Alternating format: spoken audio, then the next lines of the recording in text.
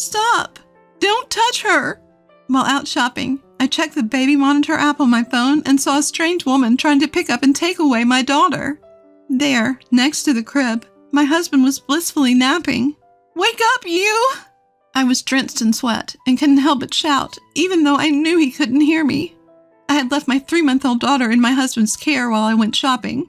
While he had happily agreed to watch her, he ended up taking a nap instead of actually taking care of our daughter. I regretted trusting him in that moment, but it was too late. Frantically, I called my husband while preparing to rush to the police, but then, what caught my eye was an unbelievable sight. I'm Aria, a 35-year-old elementary school teacher. My husband, also 35, is a high school sweetheart who now runs his own business. After years of fertility treatments, we were finally blessed with our daughter, Mary. He would always gaze at her and say, "She's so cute," clearly delighted. Although he never took care of her, I had some time off for parental leave and felt content and happy. Before Mary was born, we had grown apart. My husband was a workaholic, often coming home late and working on his days off. I was also busy, and despite wanting to come home early, would often return after dark due to grading tests and preparing for the next day's lessons. Slowly, his attitude and words towards me became colder. "Sometimes I come home early, and you're not here. There's no dinner, and the house is a mess. What's the point of us being married?" "I'm sorry. I've been busy with work." "You're the wife. Act like it. This isn't a relaxing home." Even though we both work, he thinks housework is my job and never lifts a finger to help. So there I was, doing all the cooking and laundry, no matter how tired I was. I refrained from asking to help because I knew he wouldn't budge. I felt emotionally distanced from my husband and was left with a lingering sense of discontent. However, having a child changed my husband. He started to come home early just to see our daughter's face. "Isn't she adorable? She's got a beautiful face, just like me." "You wish." I chuckled. Yet thanks to our daughter, I began to feel that our relationship might be on the mend. Mind you, he was still glued to his phone, constantly checking it. "Hey, do you really need to take your phone even to the bathroom and shower?" "Well, work's been going great, and clients keep reaching out." "I know what it's like to bring work home. Just take care of yourself, okay?" I was genuinely worried for his health, but I never imagined what would happen next. On a day off, as I was busy with household chores, my husband unexpectedly made a kind offer. "Look, I know you're swamped every day. I'm off today, so why don't I take care of Mary? Go out with your friends, have some tea, and relax." "Really? Thanks." I was pleasantly surprised by his sudden gesture and gladly prepared to enjoy my long-awaited time alone. I felt happy thinking he was returning to the thoughtful man I'd married. Shopping in the bustling downtown area, dressed to the nines, I suddenly found myself worried about our daughter. After all, I hadn't been apart from her for a single moment since she was born. Now is the perfect time to use this. I pulled out my phone and accessed a certain app. You see, I had installed a baby monitor camera in the house for just this kind of moment. The camera's footage and audio gets sent directly to my phone in real time. I've told my husband about this camera setup a while ago, but he might have forgotten since he really didn't pay attention. What do we have here? A bit anxious, I check the footage, and am disappointed by what I see. It's great that my usually uninvolved husband agreed to babysit, but it looks like he's dozed off next to our daughter's bed, probably worn out from work. Our daughter, Mary, has been left alone in her crib. Well, he's completely dropped the ball, but the kid seems content, so it's okay for now. Just as I sighed in resignation, I witnessed something shocking. Out of nowhere, a young woman I've never seen before appeared and picked up my daughter. "Who are you? Wait, what are you doing with Mary?" I panicked and screamed as loudly as I could into the baby monitor toward my snoozing husband. "Wake up quick! Someone's taking Mary!" Of course he can't hear me and continues to sleep. It looked like the woman was about to take my daughter outside. I was about to rush to call the police while still glued to the live feed when, in the next moment, my husband wakes up and starts chatting with the woman who was holding our daughter, even leaning in and being affectionate. What? What's going on? Do they know each other? My mind was racing, totally thrown off by this unexpected turn. And then, when I heard their conversation, I was even more shocked. I want to make this adorable child mine as soon as possible. Once the plans go through, my wife will soon be out of the picture. Then we'll have a windfall and can live luxuriously. We can finally be together, Lily. You're being so nice to your wife, so she doesn't suspect anything, right? Yeah, begrudgingly. She's nothing compared to you. No charm at all. You're young and beautiful. The only one I love is you, Lily. Feeling sick to my stomach, I watched my husband flirt shamelessly with another woman. I'd been fooled into thinking he had returned to the caring man I once knew. My husband and Lily were meticulously plotting against me, unaware that I was listening. Thanks for showing me how to target her life. I had no idea such methods even existed. Listening to their unsettling conversation, the woman grinned and showed my husband a small white flower, then began arranging it in a vase. Who is this Lily who seems so intimately involved with my husband? Gaining some composure, I decided to play along and gather evidence. Fortunately, he didn't seem to notice the hidden camera, so I returned home, feigning ignorance. My husband greeted me with a smile as if nothing had happened. You won't be smiling for long. Be prepared. But even with my resolve, I had no clue where to start. Then, an ideal person popped into my head. Emily, my high school friend who loves mysteries. Every time we meet, she enthusiastically talks about detective techniques and methods she learns from books and movies. She might be the one to help. She knows about my husband, too. When I met with Emily and explained the situation, she was all in. Leave it to me. From that point, Emily did some sleuthing and found out Lily worked at my husband's favorite cabaret club. Even more, she interviewed some of the club's patrons. Apparently, Lily had targeted multiple married men before swindling money from them. She's clearly bad news. Meanwhile, I seized the opportunity to check my husband's phone while he was asleep and found his text exchanges with Lily. I see, so that's how it is. It seems my husband had been frequenting Lily's club and trying to woo her, but stopped visiting after our daughter was born. Suddenly, she started texting him frequently saying, "Why don't you come see me? I'm lonely," and lured him in. It seemed like my husband fell for it hook, line, and sinker. From then on, they stopped meeting at cafes and started rendezvousing at hotels. My husband seemed to become increasingly infatuated with Lily. Emily and I decided to collect some evidence and went through my husband's room.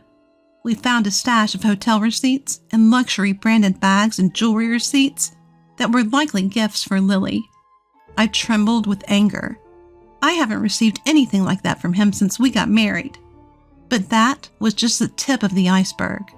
I discovered a file that revealed the unexpected reality of my husband's business, and something even more shocking. What is this? I will never forgive him. 2 days later, on a day off, he said, "I'll watch over Mary today. You go out and do whatever you want." Hearing his sugar-coated tone, I became certain. So I decided to take him up on his offer. Thanks, I'll take you up on that and go out.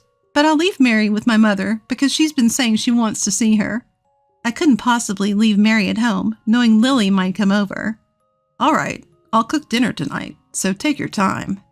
You're so kind. Thank you. I was both disgusted by his performance and saddened. How wonderful it would have been if this was his true self. After dropping off my daughter with my mother, I went to Emily's house, which was near my parents' home. As we were watching the surveillance camera footage, sure enough, Lily showed up and started doing something shocking in the kitchen with my husband. My faint hope that my husband might change his mind was shattered. In fact, I felt hatred toward him, seeing the grin on his face. 2 hours later, when Emily and I returned home, my husband, who thought he was alone, let out a surprised, "What?" when he saw her. "Why are you so shocked I was with Emily today?" "Long time no see. I tagged along back to your place." My upbeat Emily received a forced smile from my husband, who reluctantly invited her inside. Mary's already asleep, so she'll be spending the night at her grandparents'. "Ah, I see," he replied, clearly distracted by something else. But Emily threw him another curveball. Something smells good. Is it curry for dinner? Mind if I join?"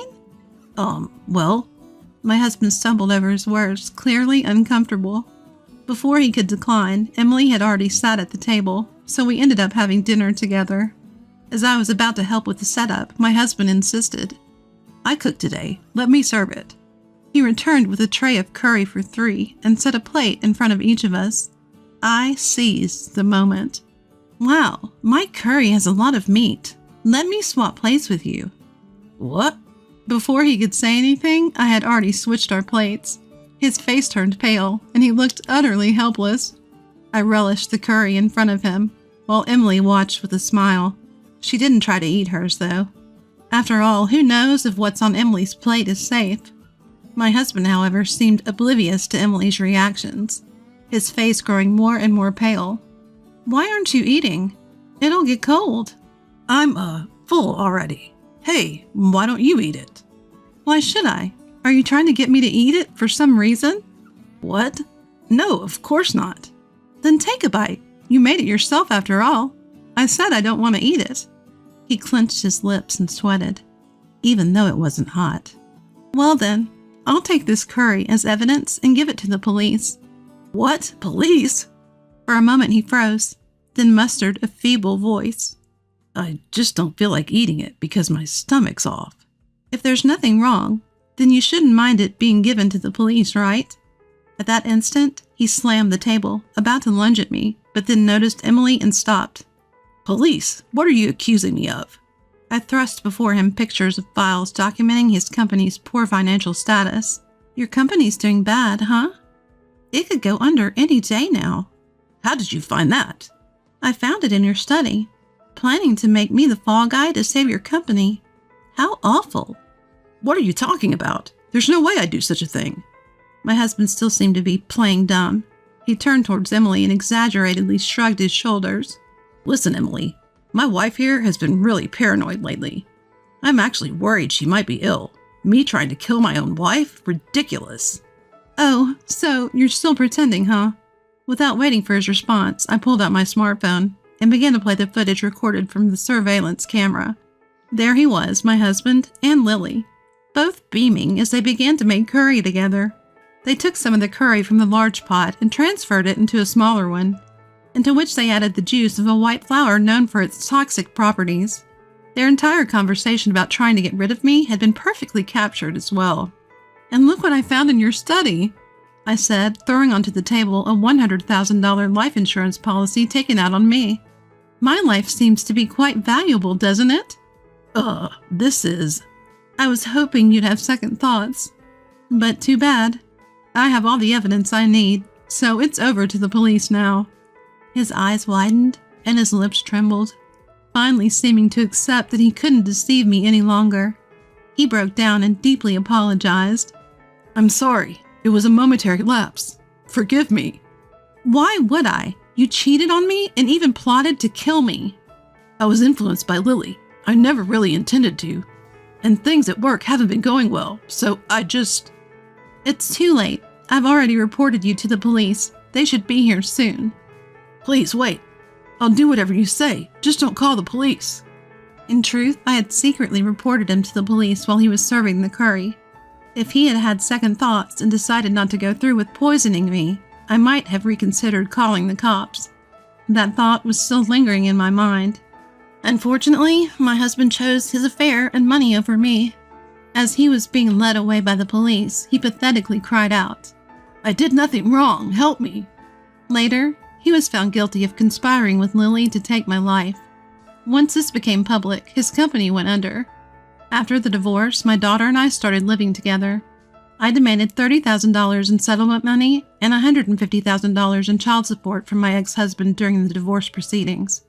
I hope he truly learns that you can't ever justify endangering someone's life for money while he's behind bars.